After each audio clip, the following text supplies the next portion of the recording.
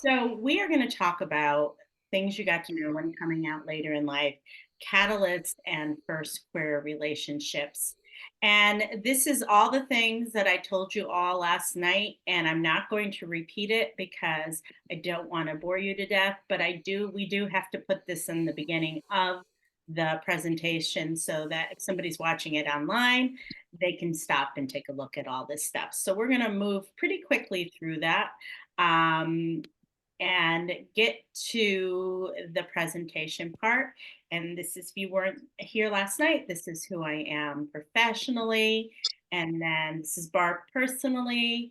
And then this is who she is professionally. We have to put my work wife down here. And then we did talk about homework. We did that already because it's easier in the recording. And so, Barb Rollinson, take it away. Okay, thank you. So, what is a catalyst? Well, in science, it is when two different elements come together to precipitate a big reaction.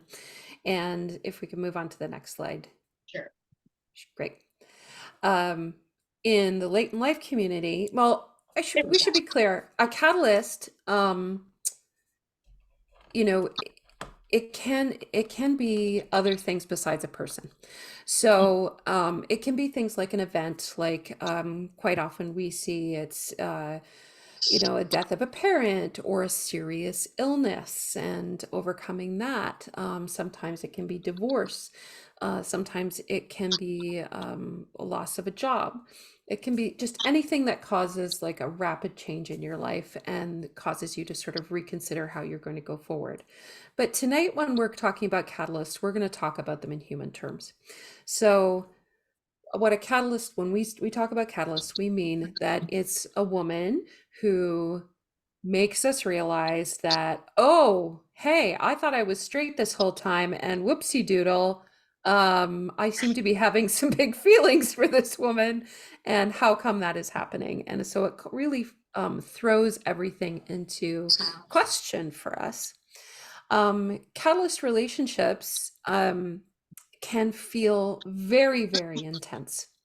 They are characterized by these like intense emotions, and it's almost as though we are teenagers again, having like that first romantic experience.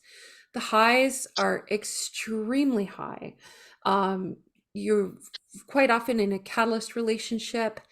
There are feelings that are like of actually being seen for the very first time, of a deep connection, like unlike you've ever experienced before. These are kind of the hallmarks of those relationships. Having your needs met in a way that they've never been met before. And this is because women, we are so gosh darn good at developing and creating bonds. We're great at all of those things that a lot of times guys are not good at. Things like physical touch, things like eye contact, vulnerability, open communication, speaking in soft and comforting voices. So when you get two women doing that, we sometimes call that the doubling effect. Mhm. And it just really precipitates this like intense and rapid creation of all of those feel good hormones that we experience. So things like oxytocin, serotonin, dopamine, and we manage to create them in abundance because we have two people who are really giving it. Can we move on to the next slide? Yeah, and I just wanted to mention, Barb mentioned like feeling like you're an adolescent again, and that is really documented. It's actually documented in the literature that when people come out, they often experience what is called the second adolescence, which there is a lot of intense sexual feelings. And that you want to have sex a lot because you're finally with somebody who's the right gender for your sexual orientation. And Mm, I argue it's not a second adolescence because the hmm first time around, we were often just doing what we were supposed to do. And Hmm. so, a lot of times, when you're in your first relationship with somebody who is the correct person for your gender or for your sexual orientation, it just feels amazing. And you can sometimes think with other parts of your body that you haven't in a really, 100%. And you know what? I'm really really long glad you time. mentioned that, Emery, because truly, in these catalyst relationships for so many women, it is the first time that they've had their needs met sexually, Mhm. um, ever, Yeah. in a way that they truly feel like their needs have been met, and they feel free to um, express what it is that they want and that they need and have that need met. Yeah, and it's So very intoxicating, especially if you've never very, experienced it. very intoxicating. Yep, yep. Mhm. Basically, you have that. It's definitely, to say that it's an adolescent period is absolutely true. And don't forget too that when you have two women who are creating all like an abundance of all of these chemicals, our brains get adapt to those chemicals, and so we become used to them. So while the highs are extremely high, the lows are also can feel extremely low, because when we are removed from those chemicals, it's like, ouch, it literally hurts our brains. Um, you know,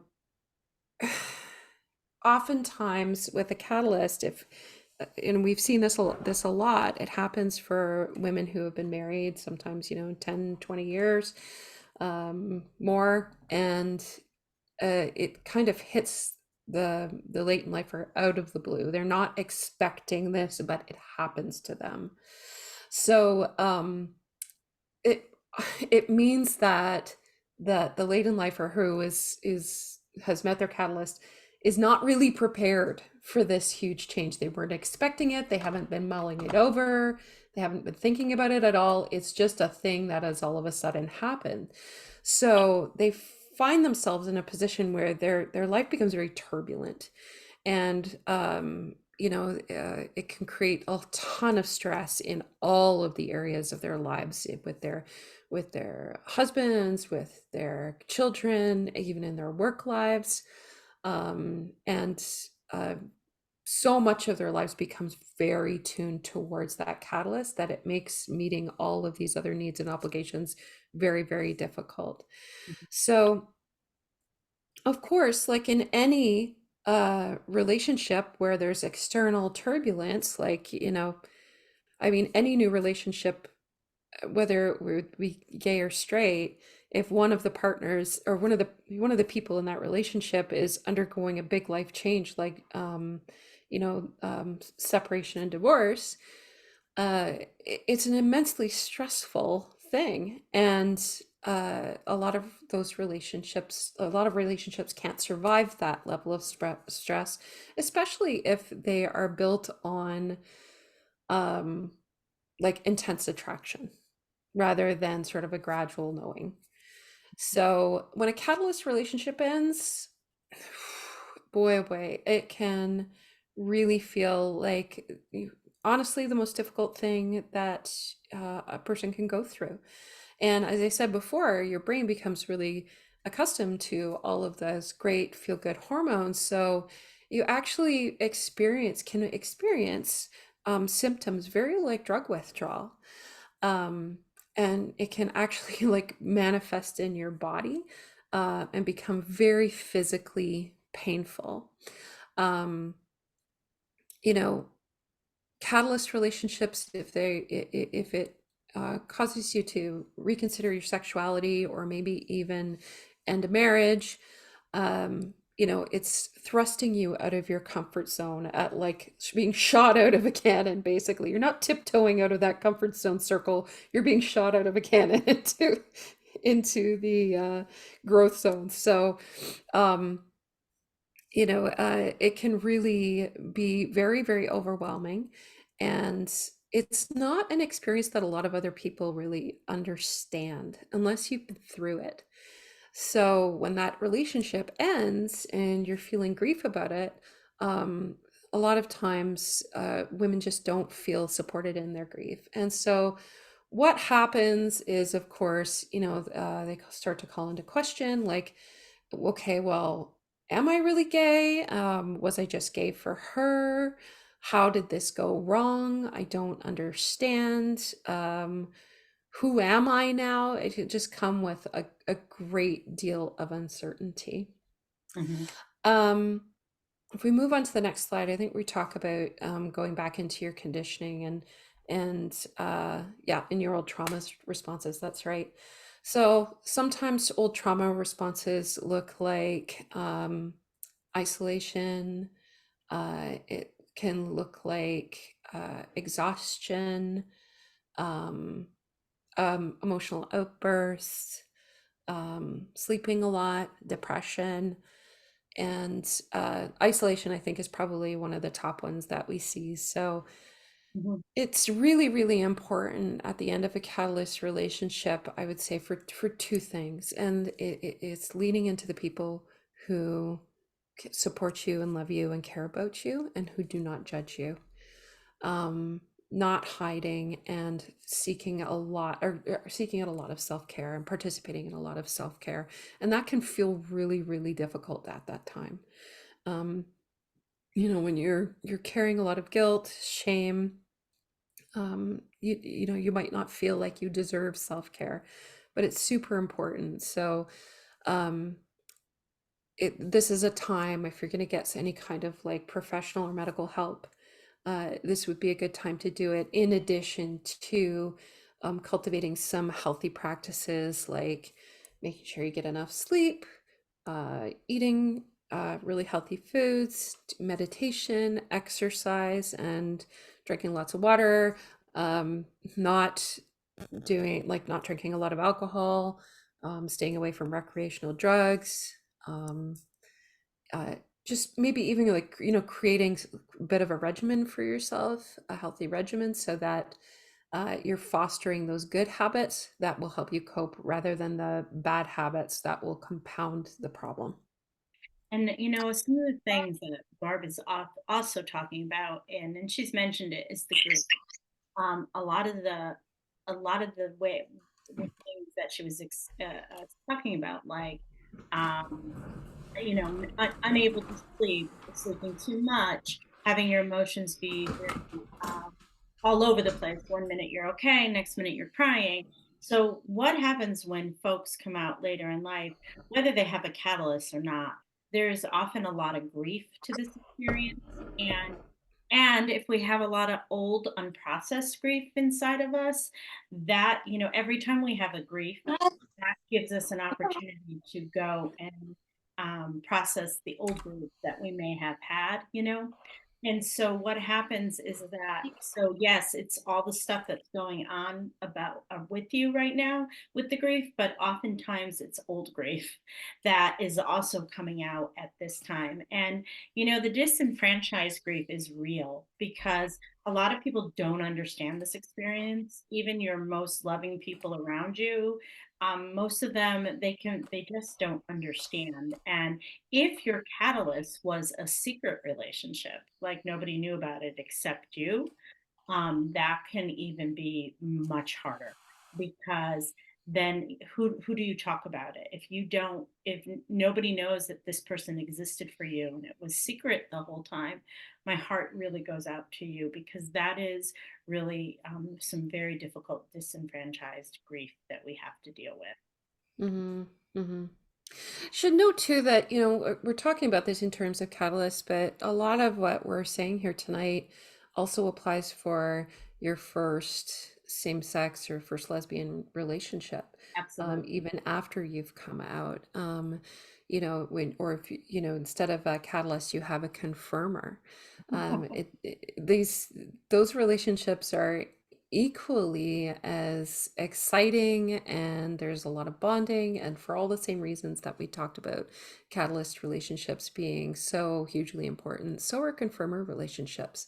So Mhm. this may too happen even after you've come out, and you're having that first relationship, just like that that first heartbreak, teenage heartbreak. That's Right, it's the exactly that, Barb. it's You know, exactly that. it's like, even though, like, you are, like, you're a grown ass woman and you know this relationship isn't good for you and that's why you end Mhm. it or she ends it, and then you have heartbreak like you are an adolescent, because in a way, there's a saying in the queer community: when somebody is brand new to the community, we call them baby dykes. And Mhm. you can be a baby dyke if you're 65. Yep. It Yep. really doesn't matter. Yep. And baby dykes, and it's not like in the queer community, using like dyke can be a reclamation word. So Mhm. like, if you're in the queer community, you use the word dyke, and it's not a slur.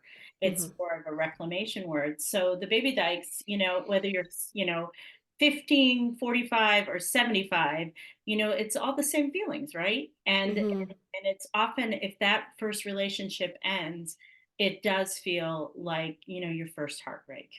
It totally does. And like the song says, the first cut is the deepest. However, with a little bit of time and experience, what we come to learn is that you absolutely can recover from this heartbreak and other future heartbreaks that happen. And that's because with each relationship, we really learn what it is that we do and don't want. Every relationship that you have is full of lessons. And after the end of a relationship, whether it's your catalyst relationship, your first lesbian relationship, or any relationship, this is a really amazing golden time, even though it doesn't feel like it. It feels crummy as heck. But this is a time where you can absolutely turn the focus back inwards onto yourself. So you get to refocus and reprioritize and say, what did I learn from this experience? What is it? Who am I at the end of this? Like, am I the same person? Have I changed? And then what do I need? What do I want? Um, you refocus on yourself, your authentic needs, your desires, your goals. And when you start to feel more healed within yourself, you've been practicing that self-care. Hopefully you've been, connecting with others and getting a lot of great support. That's when it's time to step back out again. There's not just one person for everybody. And it's not to say that that catalyst or first confirmer experience wasn't significant and very deeply meaningful. It absolutely was. But I often like to say this. You know how Blondie sang about Heart of Glass? Mhm. She was wrong. Hearts are not made of glass. They are made of that same stuff that Nerf footballs are made out of. And I say that because you can squish that football, you can flatten it, you can step on it, your parents can drive over it, you can, and somebody can pick it up and throw it away. And it might leave at first have like be misshapen, but eventually over time it will re-expand and take its form back. And will it be as perfect as when you took it out of the box? No, but it's still perfectly good and usable, and you can go on to play again. So just bear that in mind. And my, again, like the community, super, super important to lean into community and people who understand you. If any of this sounds like an experience you've had, if you're having a difficult time overcoming the end of your first lesbian relationship, hop over to Anne-Marie's site, because we've created this awesome guide that you see here about all of the feelings and the processes that come with overcoming that end of that first lesbian relationship. So um, it's just a free resource that's available to you. So I really encourage that. Oh, and these two episodes, Miriam's story. So of course, as you know, Anne-Marie has a podcast called Coming Out and Beyond LGBTQIA plus stories.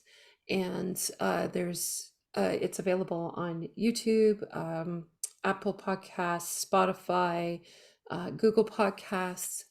And Anne Marie's talked to so many great people, and the theme of catalyst relationships and the end of relationships pops up over and over. And one really good one that I enjoyed was in season 2, episode 6, with Miriam Grace. She's a psychotherapist or psychologist. I can't remember. She's a Gestalt therapist. She's a Gestalt therapist. And Okay. we came out at the same time, and she's Yeah. a friend of mine. Yeah, she's that was such an illuminating, even though I'd listened to this well after I came out, it was such an illuminating podcast. I really, really enjoyed that. And then there's this other fabulous episode. Toot toot. Just toot my own horn. Yeah. And this is actually where, in that episode I got to unpack my entire story, and you get to learn a little bit more about me and the experiences that I had, and what I came to realize. So the workbook, which of course is in Vita Nova, I posted it there as a PDF, so you'll be able to find it in Facebook there. And we sent it Is out a couple times as well. Yes, so page 14 Yep. is It's your really just homework. like journal prompts. Hmm. So if you want to write about any of them, we invite you to do that. And we'll talk about them a little bit tomorrow. Um, Barb, anything else that you wanted to say? Well, I would love to hear from anybody if they have any questions about those first relationships. How to recover from heartbreak, and how to move on, advice for moving on beyond that. Maybe you're ready to date again. So why don't we stop the recording, and Okay. then we'll stop sharing. Okay, let's do that.